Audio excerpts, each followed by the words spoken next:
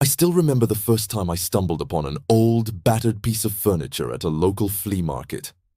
It was a small wooden chair, its paint chipped, legs slightly uneven, and the seat scratched and worn. Most people would have walked past it without a second glance, but something about it called to me. Perhaps it was the history embedded in the grain of the wood, the quiet stories of hands that had crafted it decades before.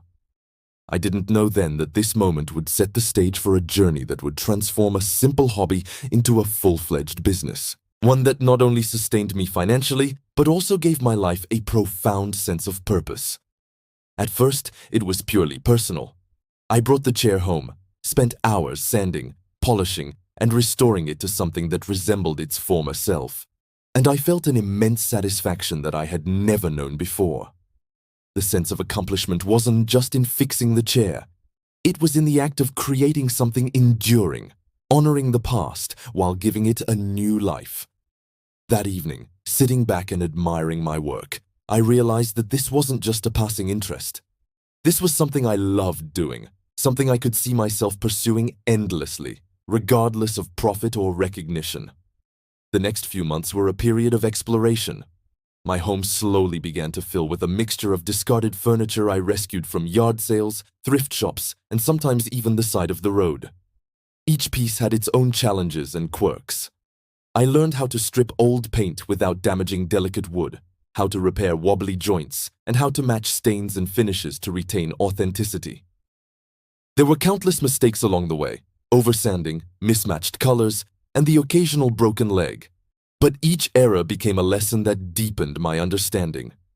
I read books, watched online tutorials, and joined online forums dedicated to restoration. Slowly, I was building not just skill, but also confidence. Friends and family began noticing the changes. Pieces I restored started to find their way into their homes, and they complimented my work. One friend suggested, almost casually, that I should consider selling some of my pieces. I laughed at the thought at first. The idea of turning a passion into a business felt foreign, almost like it would tarnish the joy I found in it. But the seed had been planted. If people valued what I could create, could it be possible that others might as well? The turning point came one rainy afternoon. I was at another flea market when I overheard a conversation between two collectors. They were lamenting the lack of quality, authentic vintage furniture available for purchase. It was a brief exchange, but it struck a chord. Here was a market, a real need, and perhaps an opportunity. That evening, I sat at my kitchen table surrounded by half-restored chairs and tables, thinking seriously for the first time about the possibility of turning my hobby into a sustainable venture. I realized that passion alone wasn't enough. If I wanted to make this work, I needed a plan, a strategy, and an understanding of what it meant to run a business. I started small, cautious, not to let the business side overshadow the joy of restoration. I created a simple online presence, a website showcasing the pieces I had restored along with the stories behind them. I learned how to photograph my work effectively, making sure that the textures, colors, and craftsmanship were evident in every shot.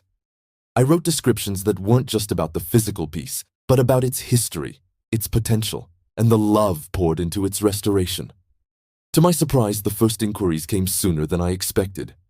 People were not just buying furniture, they were buying a piece of history, lovingly revived. Marketing, I discovered, was another learning curve. Social media became a powerful tool. Instagram, with its visual focus, allowed me to share not just finished pieces but the process itself, the transformation from worn and forgotten to polished and cherished. I started posting videos of sanding, staining, and assembling, paired with stories of where each piece had come from. Engagement grew organically. People were fascinated by the craft, the patience, and the meticulous attention to detail. Slowly, a community formed around my work.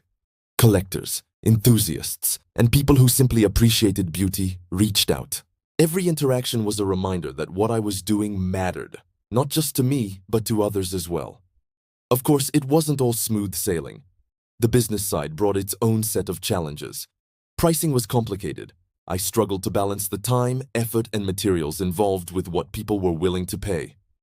I learned the hard way that undervaluing work could lead to burnout, while overpricing could deter potential customers. Logistics posed another set of hurdles. Shipping furniture safely required careful planning, protective packaging, and a clear understanding of costs. Each obstacle felt overwhelming at first, but each also became an opportunity to grow, to problem solve, and to refine my approach. As months turned into years, the hobby turned business evolved in ways I hadn't anticipated. I began to collaborate with other artisans, woodworkers, upholsterers, and even metalworkers to offer more comprehensive restoration services. I started sourcing rare materials to replicate authentic finishes, paying attention to details that separated good restoration from truly exceptional work. The demand grew steadily, and with it, my confidence. What had begun as a solitary pursuit in my garage transformed into a recognized brand within the vintage community. People trusted me not just to restore furniture, but to honor the stories embedded in each piece, to breathe life into what was old and forgotten. One of the most profound lessons I learned was the importance of authenticity. My business succeeded not because I chased trends or tried to mass-produce items, but because every piece reflected a genuine love for restoration, a dedication to quality, and a respect for history. People sensed it, they appreciated it, and in turn, they were willing to support it. This authenticity extended beyond the products themselves. It informed how I communicated with clients, how I shared my process, and how I built relationships. In an era dominated by speed and mass consumption, slowing down and investing in something meaningful became my greatest advantage. Reflecting now, it's remarkable to see how far the journey has come. The garage where I once worked late into the night sanding and staining has evolved into a proper workshop, equipped with specialized tools and space to handle larger projects. I have a small team of dedicated artisans who share my vision and passion, and together we take on projects that would have been unimaginable when I first started. Revenue has grown steadily, allowing me to reinvest in the business, explore new avenues, and even mentor others interested in restoration. Yet despite all this, the core remains the same. The joy of transforming something old into something beautiful.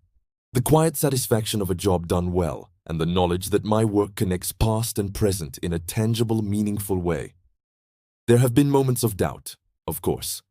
Times when a piece didn't turn out as planned, when a shipment was damaged, or when a client was unhappy despite my best efforts. Each time, I reminded myself why I started. The passion, the love for the craft, and the desire to honor history have always carried me forward. Mistakes became lessons, setbacks became opportunities, and the challenges only strengthened my resolve. In many ways, the unpredictability of this work mirrors life itself, imperfect, challenging, and yet profoundly rewarding when approached with care and dedication. Looking back, I realized that the most valuable aspect of turning my hobby into a business wasn't the financial success. It was the personal growth, the relationships built, and the sense of purpose I gained along the way. I learned patience, perseverance, and the importance of valuing one's work. I discovered that passion and practicality are not mutually exclusive. They can coexist, thrive, and support one another in remarkable ways. And perhaps most importantly, I realized that what begins as a simple love for creating can evolve into something that touches others' lives, builds a community, and even sustains a livelihood. Now, when I walk through a market or antique shop, I see possibilities everywhere. Not just furniture, but stories waiting to be told, histories waiting to be honored, and objects waiting to be transformed. Each project is an invitation, a challenge, and a privilege.